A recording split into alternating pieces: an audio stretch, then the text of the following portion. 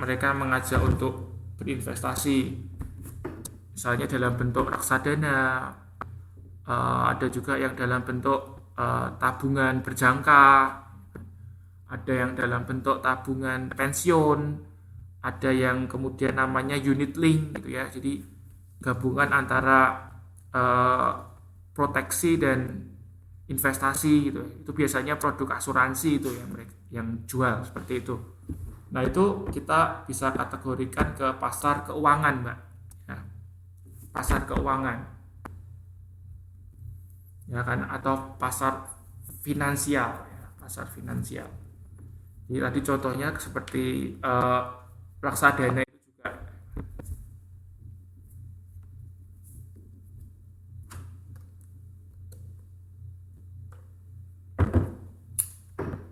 Oke.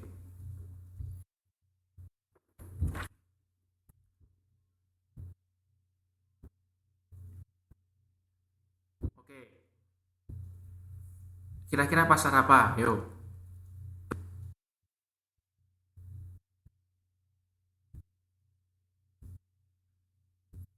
Ya, boleh dikategorikan. Ya, boleh dikategorikan seperti itu. Jadi pasar itu kan sebetulnya pengklasifikasiannya itu kan banyak ya.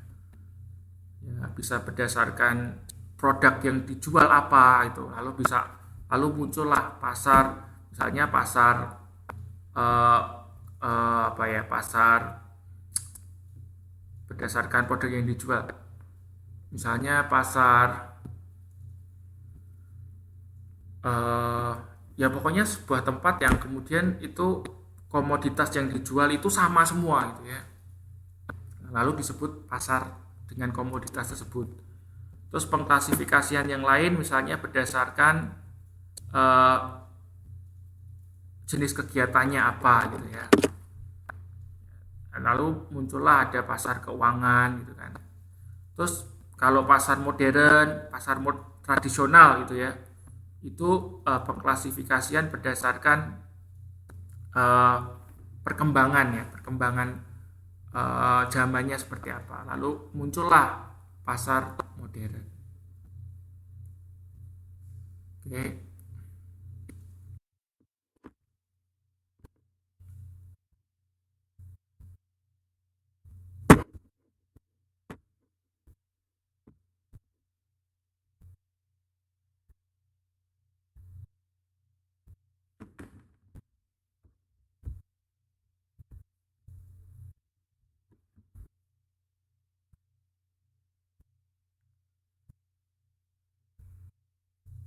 Oh, ya Anda sebagai konsumen ya perlu cari informasi ya sebanyak-banyaknya supaya Anda tahu sebenar-benarnya. Itu aja sepele ya kan, supaya Anda ya sebetulnya bukan, mereka nggak pasti nggak membohongi lah, maksudnya mungkin ada hal yang memang apa ya, kurang dari produk yang mereka tawarkan, lalu mereka coba untuk apa ya, menyampaikan hal lainnya. Tapi ya tadi intinya sebagai konsumen ya, apalagi untuk transaksi yang tadi disampaikan itu trust gitu kan ya, saling percaya. Anda perlu pahami benar mengenai produk yang akan Anda beli.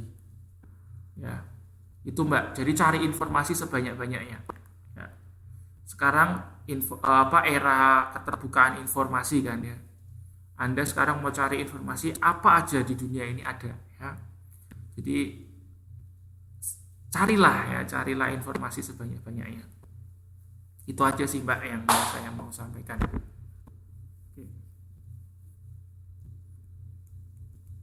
Oke, Oke, ada lagi? Mungkin kita batasi aja dulu ya sampai di sini pertanyaannya. Tapi kalau misalnya masih ada pertanyaan, oh masih ada, gimana Mbak?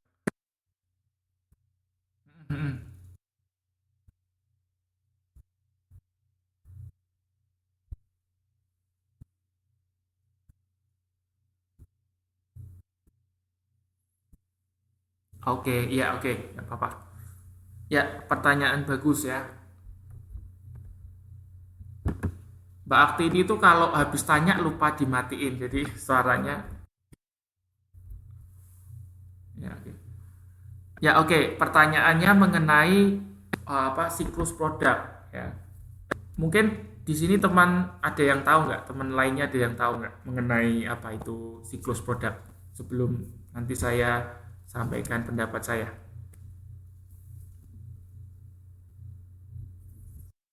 Silahkan Mbak.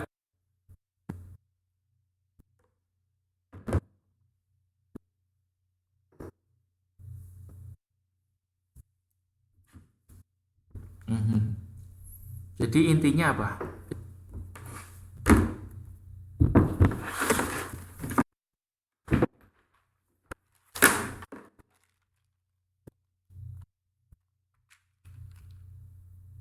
Hmm. Bisa dipahami nggak Mbak Akti ini?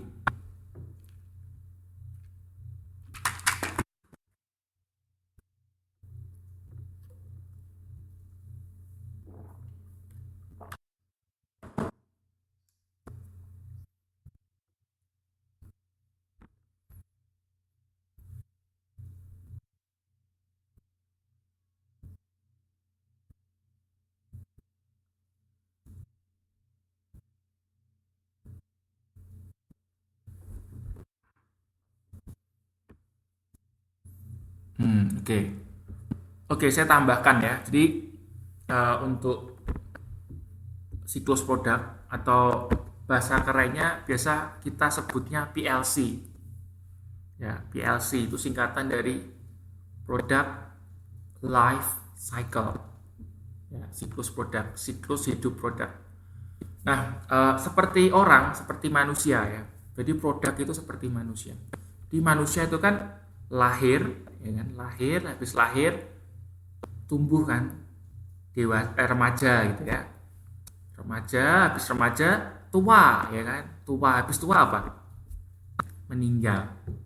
Nah, sama produk itu juga seperti manusia, ya, lahir ya. Nah, itu biasa kita sebut pada masa perkenalan ya. Jadi pada saat produk itu tadi disampaikan Mbak Elminia ya, pada saat grand launching apa-apa tadi ya. Nah, itu kita masuk ke dalam tahap perkenalan produk, nah, introduction. Ya, kayak baby ya, bayi gitu kan. Nah, lalu masuk tahap kedua ya, tahap produk kedua itu adalah masa pertumbuhan, growth ya. Mungkin kalau manusia itu pada masa remaja gitu ya, anak-anak remaja gitu kan. Nah, kalau kita lihat pada masa ini untuk produk itu kita bisa lihat karakteristiknya adalah produk ini sangat laku ya. Jadi pertumbuhannya sangat tinggi, banyak yang ingin beli. Ya. Nah, itu kita masuk ke tahap atau fase growth ya, pertumbuhan. Ya. Lalu setelah itu kayak manusia, setelah bertumbuh ya, setelah remaja, dewasa, tua gitu ya. Nah, sama produk juga punya masa tua ya, atau biasa kita sebutnya kedewasaan ya, atau dewasa, atau dalam bahasa Inggris kita sebutnya matured ya, matured phase. Jadi fase ya, fase dewasa. Nah, pada tahap ini itu karakteristik produknya atau ciri-ciri produknya itu mulai nggak laku ya. Sudah nggak laku di pasaran, tapi tetap ada yang beli gitu loh. Jadi nggak kayak pada masa growth ya, diinginkan sekali ya. Produknya itu siapa-siapa pengen beli gitu ya. Nah, untuk masa tua itu atau masa dewasa itu sudah nggak, produk ini sudah apa ya, nggak populer gitu ya.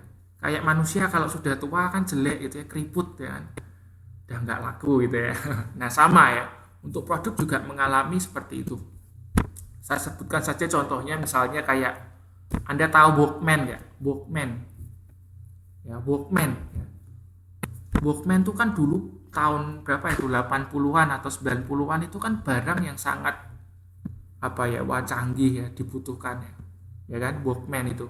Tapi sekarang nggak lagi ya, sekarang nggak lagi.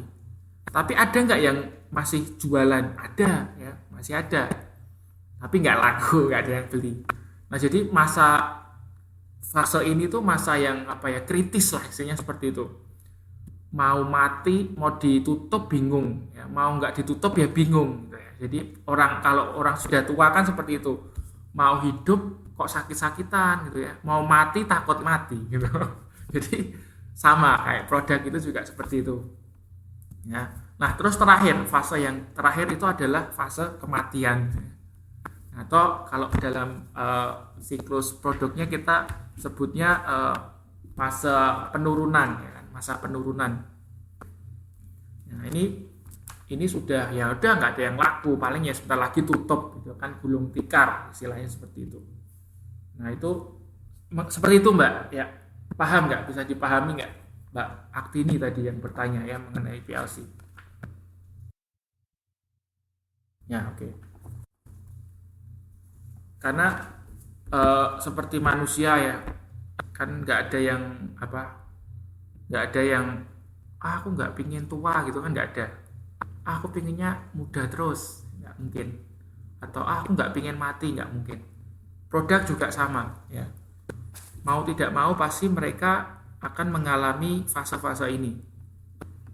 Ya, nah bagaimana kalau produk bisa ya? Nah bagaimana supaya produk yang dijual itu kemudian tetap laku gitu ya? Nah itu perlu ada inovasi.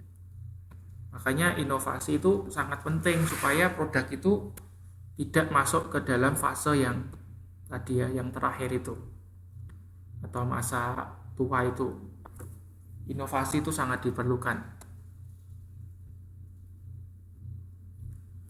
Oke, mungkin kita batasi dulu pertanyaannya. Tapi kalau Anda masih ada pertanyaan, bisa diposting aja ya. Nanti kita akan bahas di pertemuan selanjutnya. Oke.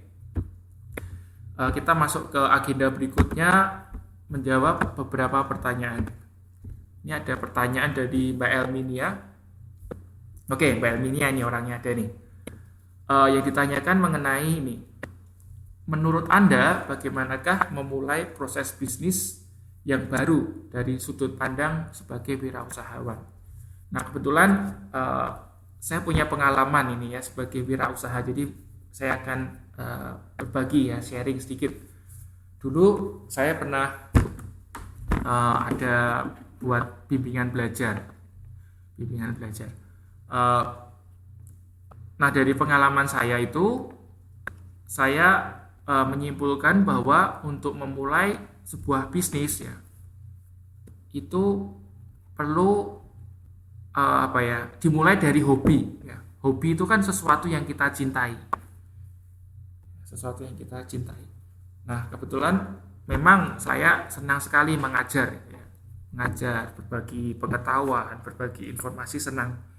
Jadi akhirnya saya bisa memulai bisnis saya, membuka bimbingan belajar.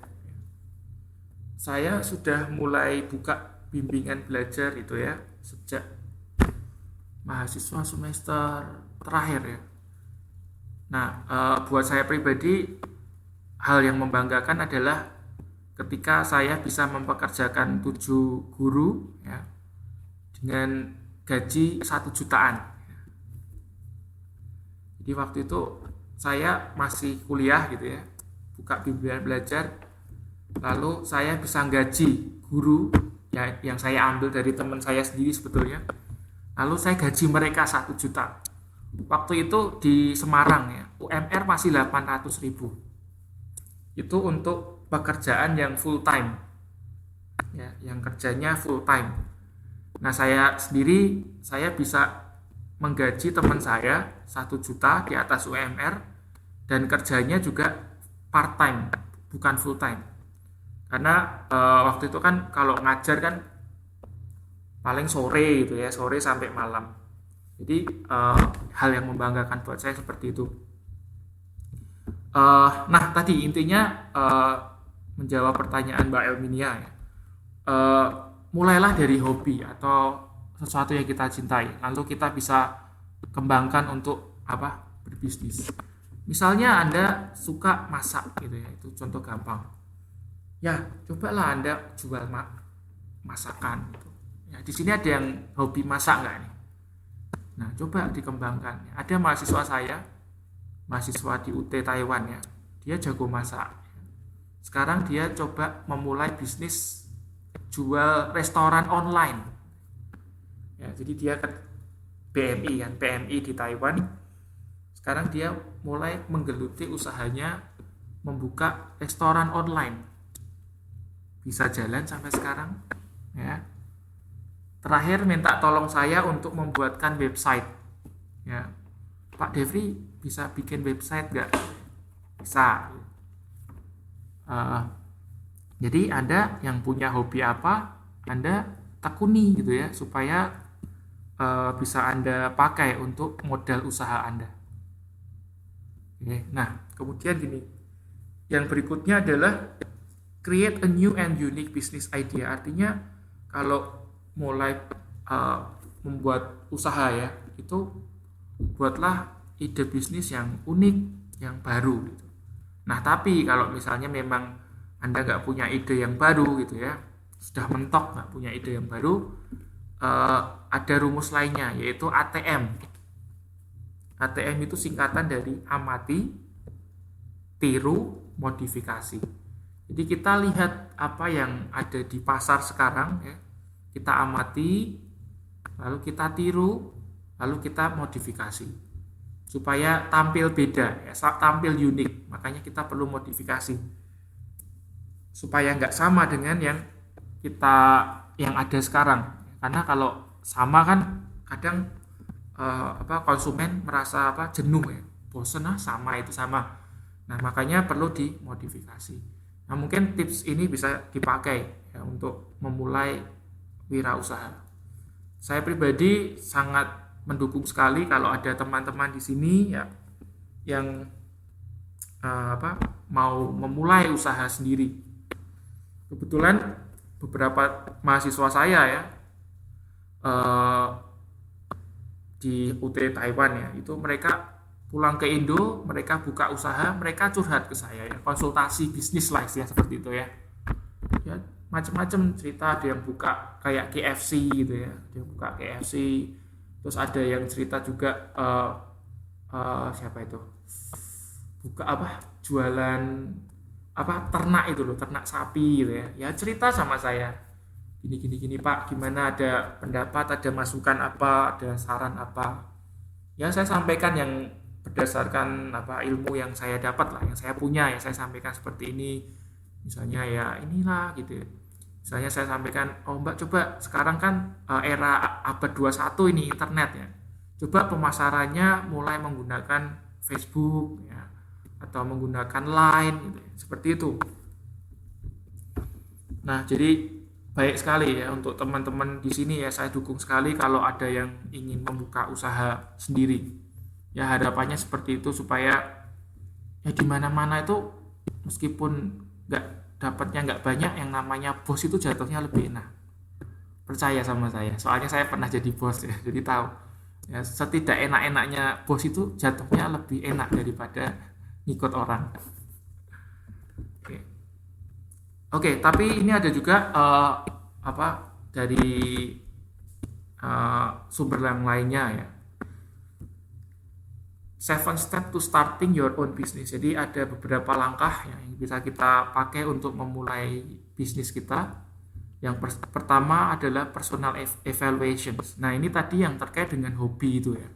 Jadi kita perlu tahu nih, kita minatnya apa, hobinya apa, kesukaannya apa. Lalu yang kedua adalah analyze the industry. Artinya kita mulai melihat apa yang terjadi di pasar. Kompetisinya gimana, persaingannya gimana gitu kan. Lalu make it legal. Nah, ini berarti terkait dengan perizinan usaha. Nah, ini sebetulnya pertanyaan ini nanti akan kita kaitkan juga ke pertanyaan yang terakhir tadi. Pertanyaan terakhir yang nanti ya, mengenai kekuatan legal. Ya, jadi make it legal ini terkait dengan perizinan usaha. Ya, kalau misalnya usaha kita mau prediksikan besar ke depannya, ada baiknya bisa dibuat perizinannya di awal-awal gitu ya. Misalnya mau didaftarkan sebagai CV atau mau didaftarkan sebagai firma bisa juga, atau didaftarkan sebagai PT juga bisa ya. Jadi perlu dilakukan perizinan. Lalu langkah berikutnya adalah write a business plan. Jadi kita membuat rancangan bisnis ya. Business plan itu rancangan bisnis. Nah, ini mengenai isinya apa? Isinya banyak hal ya, mengenai ya ini perencanaan, semua perencanaan dalam bisnis. Semuanya ya secara spesifik. Nah, setelah kita membuat bisnis plan ya, selanjutnya kita perlu cari uang dong ya, cari modal gitu kan. Karena tidak bisa tutupi bahwa kalau kita mau buka usaha itu kita butuh modal ya. Enggak ya, walaupun sepeser pun tetap kita butuh gitu ya. Nah, jadi get finance, cari modal. Jadi kalau cari modal sebetulnya bisa modal sendiri, bisa pinjam orang, pinjam bank juga bisa.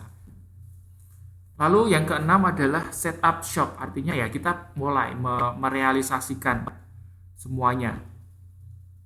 Lalu yang terakhir adalah trial and error, artinya apa?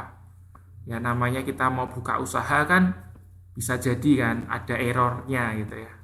Nah kita nggak apa-apa ya, kita coba aja terus ya. Yang penting kita mulai dulu, nanti kita bisa evaluasi.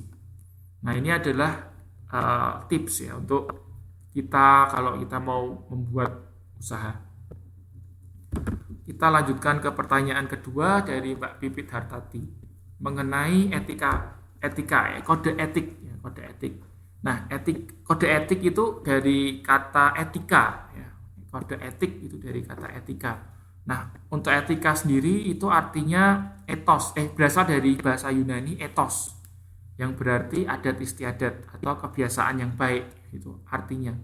Nah, inti dari etika itu adalah moral, ya akhlak, moral atau akhlak, ya nilai yang mengenai yang benar dan yang salah yang dianut masyarakat.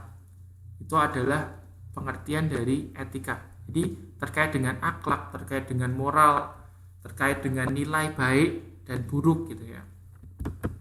Nah, lalu kita masuk ke kode etik. Nah, kode etik sendiri itu adalah semacam tatanan etika yang telah disepakati oleh suatu kelompok masyarakat tertentu ya, dari profesi tertentu. Ya, misalnya untuk profesi misalnya dokter itu kan mereka punya kode etik kedokteran gitu ya. Ada juga kode etik dalam untuk guru dan lain sebagainya. Jadi kode etik itu suatu tatanan etika yang telah disepakati oleh suatu kelompok masyarakat tertentu. Oh ya, yang ditanyakan Mbak Pipit ini adalah bila tidak ada kode etik apa yang akan terjadi. Jadi kita kan perlu tahu nih kode etik itu apa. Tadi sudah saya jelaskan. Nah, sekarang apa yang akan terjadi jika tidak ada kode etik? Dimana kita tahu definisi dari kode etik itu merupakan suatu tatanan etika gitu ya. Nah, kira-kira apa nih menurut pendapat teman-teman di sini kalau misalnya sebuah perusahaan itu tidak ada kode etiknya?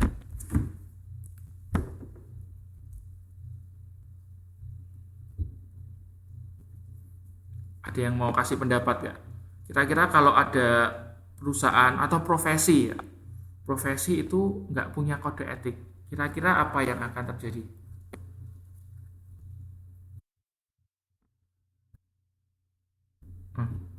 Kalau nggak ada kode etik kan berarti nggak ada pelanggaran dong, karena kan tidak ada aturan. Kode etik itu kan sebetulnya kan aturan.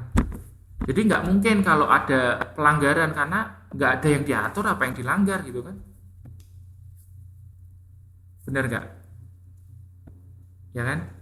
Jadi bukan itu saya pikir. Bukan melanggar aturan, nggak ada aturan kok, nggak ada kode etik kok, apa yang mau dilanggar gitu kan? Oke, yang lainnya pertanyaannya sama ya. Apa yang terjadi kalau ada perusahaan atau profesi yang mereka tidak memiliki kode etik?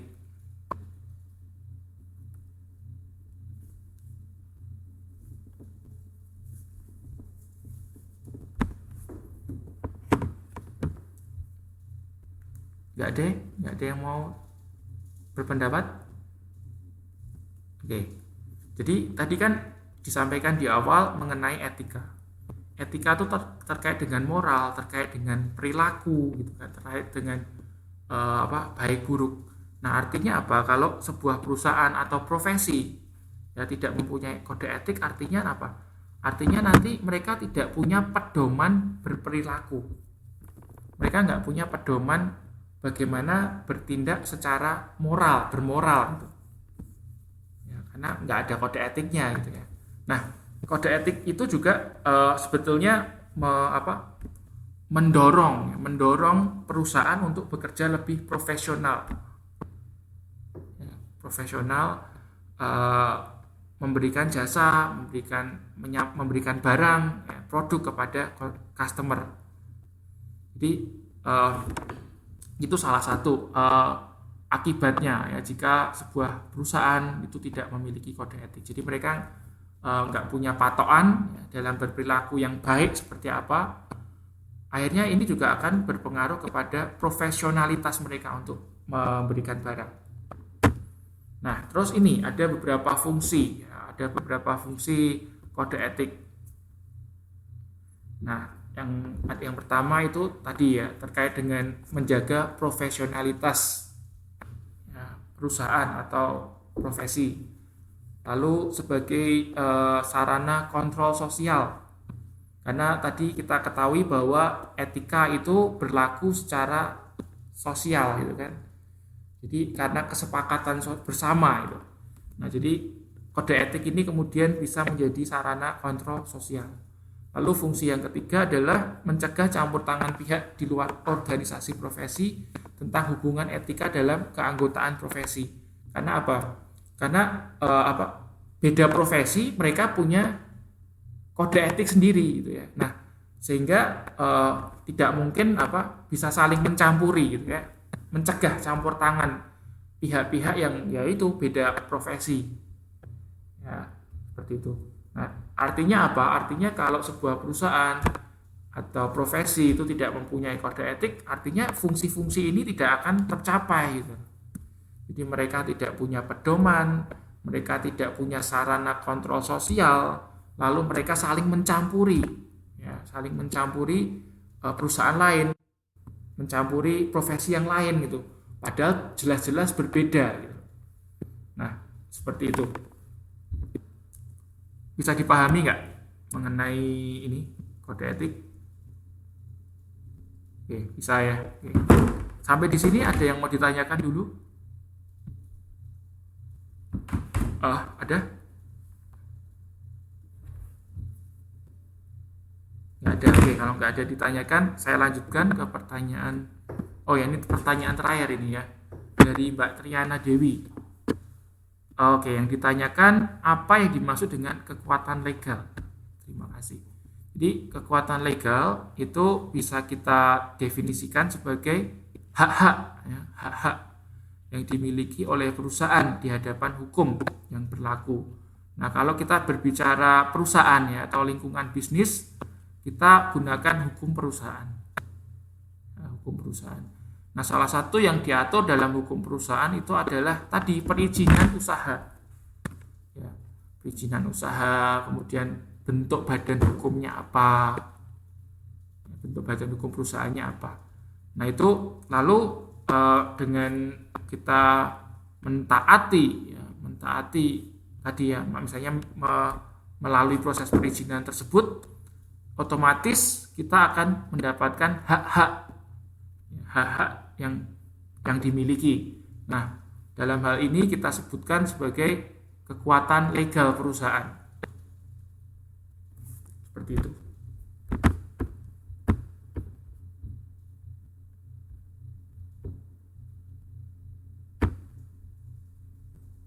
Oke. Sampai di sini teman-teman ada yang mau ditanyakan lagi atau yang kurang jelas atau apa boleh ditanyakan. Hal lain mungkin juga boleh. Ini tips saja dari saya untuk mata kuliah pengantar bisnis itu sebetulnya gampang. Cuman Anda harus bekerja keras untuk membaca. membaca